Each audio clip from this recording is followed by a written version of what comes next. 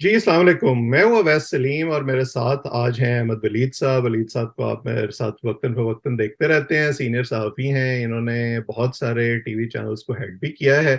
और हम क्योंकि सियासत पर बात करते रहते हैं, सियासतदानों पर तनकीद करते रहते हैं, लेकिन कभी कभी अपने पेट पर से कपड़ा उठाना चाहिए, अपने गिरेबान में भी झांकना चाहिए। तो हमने सोचा कि आज हम पाकिस्तान में इस वक्त जो मीडिया है और जो मीडिया की सूरत हाल है और जो उनका तर्ज अमल है उस पर बात करते हैं, क्योंकि ये लामहल्ला सियासत से जुड़ा हुआ है। सियासत की जब भी बात होती है तो क्या सहाफियों का तर्ज अमल क्या है, वो कोई लाइन ले रहे हैं नहीं ले रहे हैं, मेन स्ट्रीम मीडिया क्या कर रहा है, सोशल मीडिया का क्या किरदार है, उस पर जो है वो बिल्कुल बात होती है, फिंगर्स भी पॉइंट होती हैं। तो वो कितना जस्टिफाइड है और कितना नहीं है, उस पर आज हम बात करेंगे।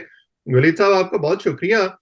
मैं थैंक यू। पहले तो जो है वो एक ओवरऑल जो इस वक्त सिचुएशन है उस पर आपका टेक लेना चाहूंगा। हमने और आपने, आपने मुझसे पहले और मैंने आपके बाद प्रिंट मीडिया से शुरू किया। हमारी बुनियादी ट्रेनिंग जो है वो वहां से हुई और उसके बाद जाहिर है कि फिर टीवी चैनल्स आए और ये सफर आगे शुरू हुआ।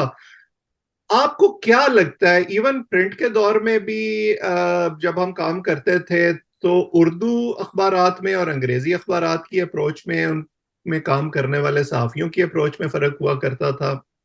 लेकिन प्लेटफॉर्म्स बड़े थोड़े थे, अपॉर्चुनिटीज महदूद थी, तनकीद उस वक्त भी होती थी, कॉलम नवीसों पर तनकीद होती थी उस वक्त। अब उनकी जगह ऐसे लगता है एंकर्स ने ले लिया है। लेकिन पिछले 20 साल में जब से खासतौर पे प्राइवेट टेलीविजन पाकिस्तान में आया है, आपको क्या लगता है कि पाकिस्तान में जो आजादी इजहार राय है वो बढ़ा है या कम हुआ है, और सहाफियों का जो कंडक्ट है वो बेहतर हुआ है या उसमें कोई जो है वो अबतरी आई है? देखिए, प्रिंट मीडिया के बाद जब इलेक्ट्रॉनिक मीडिया शुरू हुआ तो उसमें काफ़ी हद तक हमें फील हुआ कि मुशर्रफ दौर में ही क्रिटिसिज्म जो है वो ओपन होना शुरू हुआ। और ख़ास तौर पर जब इफ्तिखार चौधरी जो चीफ जस्टिस थे सुप्रीम कोर्ट के, उसके बाद से जो सूरत हाल बनी, उसमें ये कि मीडिया को काफ़ी आज़ादी मिली। यानी बहुत सारी ऐसी चीज़ें जो हम अखबार में भी नहीं लिख सकते थे, वो अखबारात में भी छपी और टीवी पे भी बोली गई। उसके बाद से आहिस्ता आहिस्ता यानी हमने फील किया कि आज़ादी जो है काफ़ी हद तक स्पेस गेन की। लेकिन आपने देखा मुशर्रफ दौर में ही इमरजेंसी नाफज हुई, टीवी चैनल्स बंद हुए। जिन्होंने स्टेट की पॉलिसी से एग्री किया, उन चैनल्स को खोल दिया गया, कुछ को बंद रखा गया। उसके बाद फिर अ, थोड़ा सा फिर मामला चेंज हुए जब मुशर्रफ साहब जो हैं वो अपने आखिरी दिनों पे थे, तो उस टाइम पे भी काफ़ी आज़ादी थी। और उसके बाद से लेके फिर जब आप नोट करें, हामिद मीर को जब गोलियां लगी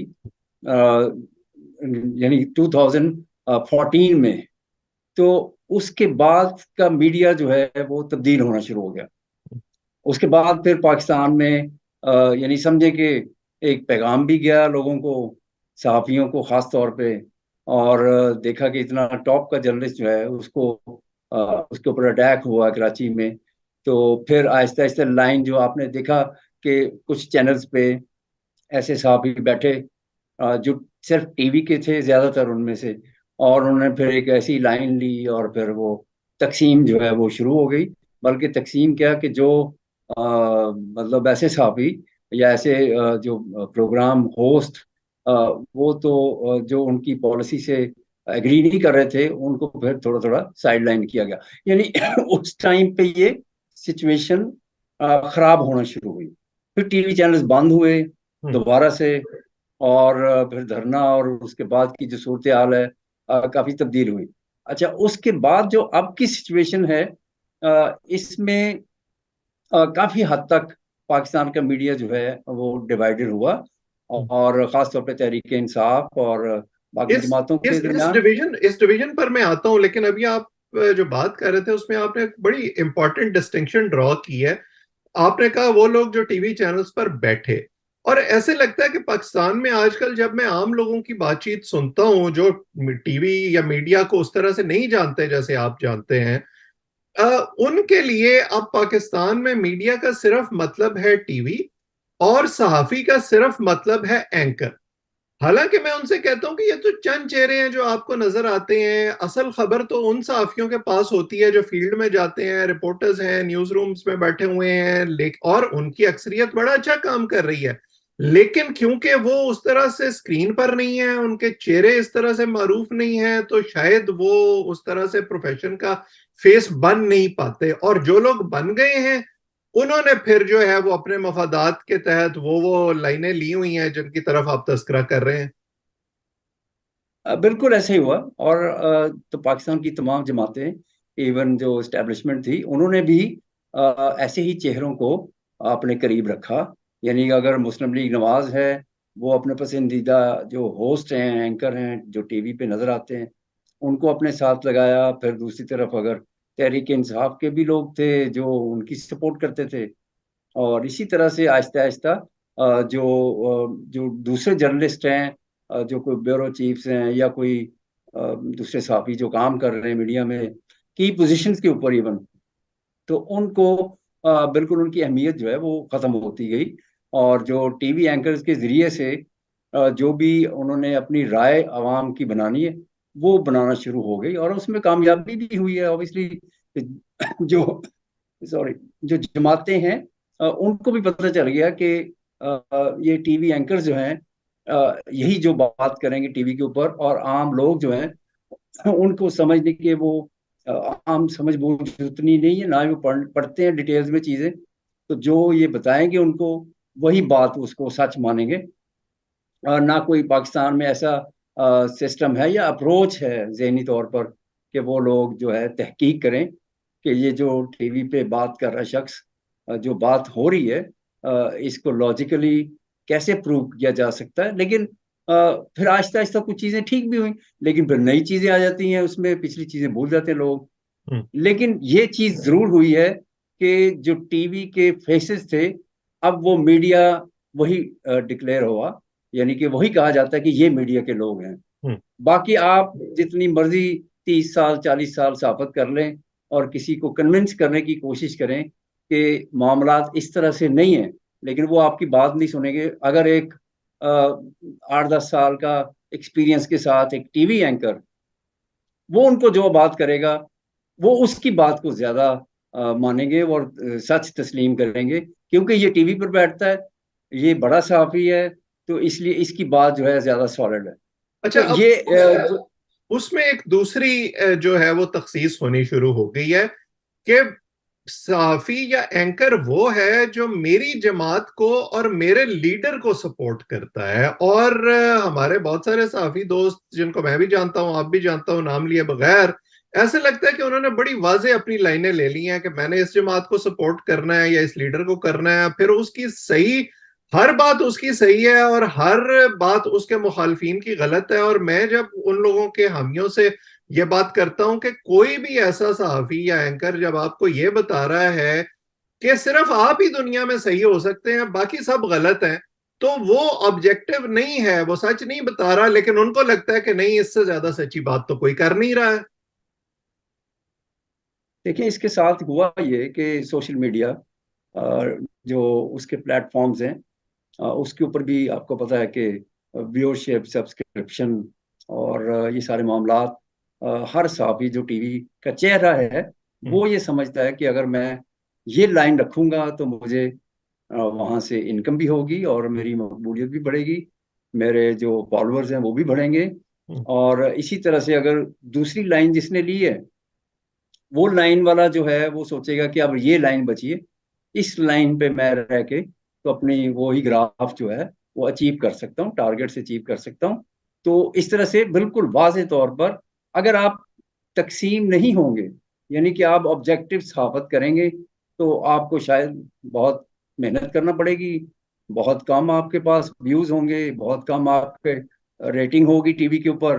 तो जिसकी वजह से टीवी चैनल्स को भी ये फिर हायर करते वक्त भी वो देखते हैं। बल्कि अब तो ऐसा ट्रेंड चला हुआ है कि टीवी प्रोग्राम में, जैसे 7 बजे के प्रोग्राम जो होते हैं, उसमें स्पेशली कहा जाता है कि हमें फलां पार्टी की हमायत वाला बंदा चाहिए, क्योंकि ऑलरेडी हमारे पास लोग हैं दूसरी और पार्टी के हिमायत वाले। और अगर कोई सियासतदान नहीं मिल रहा तो उसका हिमायती एंकर बुला ले। एंकर मिल जाता है, यानी ये वो, यानी वो ओपनली कहते हैं कि भाई हमें इस लाइन वाला बंदा चाहिए। हम्म, तो इसका मतलब है कि मार्केट में लोगों ने अपनी अपनी लाइन लेके अपने आप को बेचना शुरू कर दिया है कि ठीक है, हम इस लाइन पे हम बात करेंगे। अगर किसी ने तहरीक इंसाफ के खिलाफ बात करनी है तो वो भी एंकर मौजूद हैं, तबसरा निगार मौजूद हैं। और इसी तरह से दूसरी लाइन है, अगर मुस्लिम लीग नवाज के हक में लोग हैं तो वो भी उनके पास मौजूद हैं। सॉरी। तो ये एक तकसीम है जो बड़ी वाज़ेह होगी, यानी जिससे बंदा जो बैठा है टीवी पे, उससे देख के आपको पता चल जाएगा कि इसने क्या बात करनी। हम्म, बिल्कुल। तो इसमें अगर हम, क्योंकि आपने बहुत सारे चैनल्स को हेड भी किया है, आपने प्रैक्टिकली उन मुश्किलात को डील किया है। ये जो हमारे यहाँ नए लाइसेंस दिए गए कारोबारी तबका जो है वो अपने मफादात के तहफ़्फ़ुज़ के लिए जो है वो टीवी चैनल्स लेकर, उनके लाइसेंस लेकर मैदान में आ गया। सहाफ़ती असूल बहुत पीछे रह गए। चाहे हम हुकूमत की बात करें, एस्टेब्लिशमेंट की बात करें या कारोबारी मफादात की बात करें, किस किस किस्म के प्रेशर्स जो हैं वो पर्दे के पीछे डील करने पड़ते हैं, किस किस तरह की डिमांड्स आती हैं, अगर आप थोड़ा सा जो आसानी से बता सकें, आपके लिए मुश्किल हुए बगैर। नहीं, मुश्किल तो देखिए कोई नहीं है। ऑब्वियसली जब आप ऐसी पोजीशन पे हैं हम्म, तो प्रेशर तो हर तरफ से आते हैं, यानी इस्टेब्लिशमेंट की तरफ से आएंगे, फिर पार्टीज की तरफ से आएंगे। और अफसोस के साथ ये भी है कि मे भी कोई एक आध चैनल छोड़ के बाकी जगहों पे वो फोर्स करते हैं, उनको फोन, मालकान को फोन कर देंगे कि हम्म, आप इस तरह से ये देखें, आपके टीवी पे ये चल रहा है, इस तरह से हुआ। तो ये हमें तो काबिल कबूल नहीं है। तो हमारी खबरें नहीं चली, उनकी खबरें ज्यादा चली। यानी बहुत सारे मसाइल हैं जिनका सामना करना पड़ता है आपको। फिर वो देखना पड़ता है कि उस टीवी चैनल की क्या पॉलिसी है और वो किस तरफ जाना चाह रहा है, ताकि उसकी जो डिमांड के मुताबिक, उसकी रिक्वायरमेंट के मुताबिक जो स्टोरीज हों या तबसरे हों, तो उसको फिर डील किया जाए। तो ये बड़ा लम्हा फिक्रिया है कि सहाफत पे एक तो ये देखे कि अवाम जो है वो आहिस्ता आहिस्ता बदजन होते जा रहे हैं। बहुत सारे आपने देखा फेसेस एकदम नमूदार हुए, बड़ी पॉपुलैरिटी मिली, फिर वो आहिस्ता आहिस्ता पीछे जाते गए, उनकी रेटिंग भी कम होती गई। कुछ लोग हैं अभी भी जो कि मतलब सॉलिड हैं, अच्छे साफी रहे, अखबारों में काम किया, चाहे वो कभी थोड़ी बहुत लाइन भी लेते हैं, लेकिन फिर भी वो दरमियान में रह के, तो आप भी अपने वो प्रोग्राम्स कर रहे हैं या लिख रहे हैं, तो उनकी वैल्यू उस तरह से कायम है। अगरचे कि पिछले कुछ अरसे में उनको भी मुश्किलात का सामना रहा, लेकिन मेरा ख्याल है कि ठीक है, पार्टीज जो है दुनिया भर में होता है कि अगर कोई दो पार्टी सिस्टम है कहीं, तो वहां पर भी जो मीडिया है वो लाइन लेता है। और अगर कोई पाकिस्तान में ऐसा है तो यहाँ भी है। लेकिन ये कि ऑब्जेक्टिव रह के, सबसे पहले ये कि सहाफ़ी का काम है, अगर वो कोई बात कर रहा है तो उसकी तहकीक करे। क्या इस वक्त तहकीक के ऑब्जेक्टिव बगैर ऑब्जेक्टिव रहने की पॉसिबिलिटी है, उसका रूम है इस वक्त पाकिस्तानी जर्नलिज्म में? देखिए, जो सहाफ़ी हैं वो जहां भी रह रहे हैं दुनिया भर में, उन्होंने कुछ ना कुछ अपनी स्पेस गेन करना होती है, हम्म, किसी तरीके से वो स्पेस बनाते हैं अपनी। अभी तो काफी हद तक स्पेस खत्म हो चुकी है। अब दोबारा से लोगों को जद्दोजहद करना पड़ेगी कि वो स्पेस दोबारा से वापस लें और कुछ ऑब्जेक्टिव सहाफत जो है उसके लिए जगह बनाएं। तो मेरा ख्याल है कि ये ऑफ एंड ऑन, आपको पता है हिस्ट्री जो है ऐसी चलती है। कभी कोई दौर आता है जिसमें स्पेस बिल्कुल खत्म हो जाती है, और फिर उसके बाद कुछ दौर आता है ऐसा जिसमें स्पेस फिर दोबारा से बनना शुरू हो जाती है। तो मेरा ख्याल है ये जो फेज चल रहा है, इसमें स्पेस बिल्कुल यानी कि समझे कि खत्म होने के बराबर है। जो जितने भी सहाफ़ी हैं, अखबार हैं, टीवी हैं, उनके ऊपर बहुत सारे प्रेशर्स हैं जिसको वो फेस कर रहे हैं सब। और प्रेशर्स के वजह से अपनी पॉलिसीज को उन्होंने बिल्कुल ही सॉफ्ट कर दिया है, और स्टेट से मतलब बिल्कुल साथ उनके चल रहे हैं। और उसके साथ ये कि पार्टीज जो हैं वो भी फिर अपना रौब जमाती हैं, वो भी चाहती हैं कि हमारी लाइन पे टीवी चैनल्स जो हैं वो चलें, और फिर अपनी उन जगहों पे वो पोजीशंस जो होती है की पोजीशंस, और उनकी भी कोशिश होती है कि वहां पे भी हमारे लोग बैठे हों, ताकि हमें आसानी हो कि अगर हमारा कोई पॉइंट जो है पार्टी का वहां पे हमने रेज करना है, तो वहां पे लोग बैठे हों जो ऑलरेडी हमारा काम कर रहे हों। तो ये काम चलता है, लेकिन ऑब्वियसली जैसे पहले बात हुई कि ये स्पेस आहिस्ता आहिस्ता सहाफियों ने टेक्टफुली दोबारा से हासिल करनी। हम्म। टकराव तो नहीं हो सकता, लेकिन ये कि आपको टैक्टफुली रहना पड़ेगा।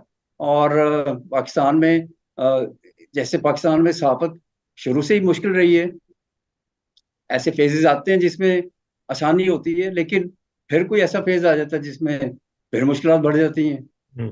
तो मेरा ख्याल है ये अप्स एंड डाउन चलते रहते देखे ना, पूरी दुनिया में जो रिसर्च है, जो जर्नलिस्ट्स के कंडक्ट पे, वो जाहिर है एक कोड ऑफ कंडक्ट तो होता है, लेकिन उसके साथ ये भी एक हमें इंडिकेशंस मिलती हैं हर जगह कि सहाफी उस मुल्क का जो अमूमी कल्चर है उससे कट के नहीं रह सकते। वो कहीं ना कहीं उसका अक्स उसमें आता है। और अब पाकिस्तान जैसे मुल्कों में मैं हमेशा कहता हूँ ये नहीं हो सकता कि बाकी तो हर जगह जो है वो खराबी हो रही है और बीच में एक आइलैंड ऑफ एक्सीलेंस हो और वो अपना काम बेहतरीन तरीके से कर रहे हो, चीजें इंटरकनेक्टेड होती हैं। लेकिन अब ये जो हमें एक डिवाइड नजर आ रही है, और जैसे आपने कहा कि जो मीडिया मालकान हैं वो रियासत के आलाकार बन गए हैं, आगे जो है वो सहाफी हैं या एंकर हैं वो उनके आलाकार बन गए हैं। चले, आम सहाफियों की तो समझ में आती है कि नौकरी उनका मसला है, अगर नौकरी खत्म हो गई किसी दबाव की वजह से तो उसके बाद घर कैसे चलाएंगे। ये जो बड़े बड़े एंकर्स हैं जो लाखों में तनख्वाहें लेते हैं, जिनका उस तरह से मसला नहीं है कि उनको नौकरी चाहिए या नहीं चाहिए या पैसे कहाँ से कमाने हैं, वो क्यों ये करने का फैसला करते हैं। और मैं सवाल इसलिए स्पेसिफिकली पूछ रहा हूँ क्योंकि आजकल जो पीटीआई के साथ खास तौर पर हो रहा है, पीटीआई अपने वक्त में जो करती रही है वो भूल गए हैं, लेकिन अब वो आजादी सहाफत और आजादी इजहार राय के दाई बन गए हैं। हमने देखा कि इमरान रियाज के साथ जो कुछ हुआ, फिर अब आजकल पीटीआई के जो हामी एंकर्स हैं उनकी नौकरियां जा रही हैं। खास तौर पर जो ये 3 इंटरव्यूज हुए हैं back to back, Kamran Shahid ने किया उस्मान डार का, फिर जो है वो आदिल शाह जेब ने किया सदाकत अब्बासी का, मुनीब फारूक ने किया। मुनीब फारूक ने किसका इंटरव्यू किया ये मैं भूल गया हूँ, लेकिन एक इंटरव्यू शेख रशीद का। सो ये जो चीजें हैं, मैंने जब ये देखा तो मैं ये सोच रहा था, अब ये तीनों हमारे कुलीग्स भी रहे हैं, दोस्त भी रहे हैं, मैं सोच रहा था कि मुनीब तो खुद बैरिस्टर हैं, आदिल शाह जेब ने तो बीबीसी जैसे इदारे में काम किया हुआ है, कामरान शाहिद जो है वो उस्ताद रहे हैं, बाहर से पढ़े हुए हैं, पढ़ाते रहे हैं खुद पॉलिटिकल साइंस। तो अगर इस तरह के लोग भी जो हैं वो इतने वल्नरेबल हो जाएंगे और मुबैना तौर पर प्लांटेड इंटरव्यूज करना शुरू कर देंगे, तो फिर हम आम सहाफियों से क्या तवक्को रखें। हैं। हाँ जी, बिल्कुल ऐसे ही है। ऑब्वियसली बहुत सारे ऐसे सहाफी होंगे अभी भी कुछ जो नहीं इंटरव्यूज कर रहे होंगे, या उन्होंने इनकार कर दिया होगा, तो उन्होंने फिर इन लोगों को कहा, फिर इन लोगों ने कर दिया। तो इसका मतलब है कि कोई ना कोई तो मिल ही जाता है हम्म। कि जिससे वो कोई अगर काम ऐसा है तो वो करवा लेते हैं। दूसरा ये है कि जो पाकिस्तान की इस वक्त सिचुएशन है, जिसमें हर जो टीवी एंकर है, होस्ट है, तो उसने अपनी, आप जैसे कह रहे थे कि सैलरीज बहुत ज़्यादा हैं, तो बहुत सारे लोगों की तो सैलरीज इस वजह से भी हैं कि उनका एक तो सोशल मीडिया प्लेटफॉर्म बहुत स्ट्रांग है, और उसकी वजह से उनको रेटिंग भी मिल रही है। चैनल का काम है कि रेटिंग लेके तो थोड़ी इनकम बढ़ाए, तो रेटिंग के चक्कर में फिर वो लाइन जो होती है वो छोड़ नहीं सकते। तो ये बड़ा डिलेमा है। हाँ, जो लोग ऐसे हैं चंद साफी जिनकी हम मतलब कह सकते हैं कि उन्होंने इन चीज़ों की परवाह नहीं की उस तरह से, और फिर सफ़र भी किया उन्होंने, लेकिन दोबारा से वो इन हो गए। तो इस तरह की चीज़ें जो हैं, हाँ, इन उन लोगों की तादाद बड़ी है जो बिल्कुल ज़रा भी रिजिस्ट नहीं करते और क्वेश्चन भी नहीं करते। हालांकि साफ़ी का काम तो क्वेश्चन करना, उसकी अपनी क्रेडिबिलिटी है, लेकिन मेरा ख्याल है कि यहाँ पे बेशतर जो साफ़ी हैं उनको अपनी क्रेडिबिलिटी की कोई इतना फिक्र नहीं है। उन्हें पता है आवाम को हम आज ये बताएंगे, और अगर वो क्रेडिबल इंफॉर्मेशन नहीं भी है तो कल को वो भूल जाएंगे, हम नई इंफॉर्मेशन दे देंगे। आपने देखा कि शुरू से ही इस तरह की खबरें पहले अखबारों में भी कई दफ़ा होता था, लेकिन वहाँ बड़ी कम तादाद थी। लेकिन टीवी में बेशुमार खबरें ऐसी आपने देखी होंगी जिनकी आप बाद में देखें तो उनके कोई वजूद नहीं था उस जो भी इल्जामात या कोई ऐसा पॉइंट जिस पे उन्होंने इशू बनाया उसको, तो उसका वजूद नहीं था। लेकिन क्योंकि वो चाहते थे कि ये इशू बना रहे, और चाहे इसकी कोई वैल्यू है या नहीं है, तो लोग भूल जाएंगे, और लोग भूल भी जाते हैं। ऑब्वियसली आप जितने फेसेस हैं, अगर आप रिकॉल करें 2013-14 से लेके जितने भी साहबी उस वक्त टीवी पे बैठते थे और जो बड़े पॉपुलर थे, तो उनकी आप निकाल के देखें कि क्या क्या उन्होंने टीवी के ऊपर स्टेटमेंट्स दी हुई हैं, क्या कुछ हम्म। इल्जामात या खबरें दी हैं जिन खबरों की कोई बुनियाद नहीं थी। इसका मतलब है कि आप अगर सवाल करेंगे कि जी ये खबर हमें दी जा रही है, तो इस पे आप बताएं कि हम कैसे इसको चलाएं, इसमें हमें क्या पता कि क्या हुआ वहां पे, कोई डॉक्यूमेंट्री प्रूफ है, कोई चीज है। तो जो डॉक्यूमेंट्री प्रूफ मांगता था, उसको तो वो कहा जाता था कि बस ठीक है यार, इसने इसको नहीं चाहिए खबर, तो खबर उसको दे जो मांगे ना, आगे से सवाल ना करे, तो ये भी बात ना करे कि जी कल को वो सच होती है या नहीं। तो ये बड़ा डिलेमा है, यानी बड़ा अफसोस है कि पाकिस्तान में और ये होता रहा, और वो मकबूल भी साफी रहे। यानी आप देखें कि उन्हीं की रेटिंग आई, हम्म। उन्होंने ही पैसा कमाया, उन्होंने ही सारा कुछ किया। तो अब अगर लोग भूल चुके हैं कि हाँ माजी में ये लोग ये करते रहे, लेकिन दे आर इन, मतलब उनको अभी भी जगह मिलती है, टीवी चैनल्स उनको ढूंढ रहे होते हैं। हाँ कुछ हैं ऐसे जो मतलब उस तरह से अब पॉपुलर नहीं रहे, लेकिन फिर भी अभी जो सिचुएशन चल रही है तहरीक इंसाफ की खास तौर पे, तो तहरीक इंसाफ जब अपना दौर था तो उसमें ऑब्वियसली वो गलतियां थी उनकी, कि जो वो समझते थे कि ये जो सहाफ़ी हमारे तनकीद करते हैं ये अच्छे लोग नहीं हैं। अब वो एक्सपेक्ट करते हैं कि उनके साथ जो हो रहा है उसके ऊपर भी तनकीद करें, अब वो बोलें, ये आवाज़ें उठाएं। मेरा ख्याल है कि आवाज़ तो उठानी चाहिए, ठीक है। हमारे ख्याल में तो ये है कि अगर जिसने जो जितना जुर्म किया है और उसको उतनी सजा मिलनी चाहिए, अगर कानून के मुताबिक। और ये नहीं कि सिर्फ एक वाक्य पे होनी चाहिए, अ, जितने भी वाकयात इस तरह के हों, 9 मई जैसे हों या दूसरे भी हों, हम्म। अगर किसी ने इस तरह का कोई जलाओ घराव कहीं भी किया है, आप मिसालें जब हम सुनते हैं बाहर की, इंग्लैंड में लूटमार हुई, उसमें उन्होंने एक एक को पकड़ के सजा दी, चाहे 2 महीने 3 महीने। इसी तरह से कैपिटल हिल पे जो अटैक हुआ, तो उसमें भी वो जितने जितने कसूरवार लोग हैं उनके खिलाफ कार्रवाई हो रही है। हम्म। तो सिर्फ ये नहीं है कि 9 मई के वाक्य को बेस बना के सिर्फ उन्हीं को सजा देनी। और ठीक है, अगर कोई आपके पास प्रूफ आ गए, तो आप उसको अदालत में पेश करें, और अदालत जो है उनको सजाएं दे। बिल्कुल। बस सिंपल सी बात है। और दूसरा ये कि पार्टीज को भी सोचना चाहिए कि मीडिया जो है उसको मतलब आप टूल के तौर पर इस्तेमाल ना करें। हम्म।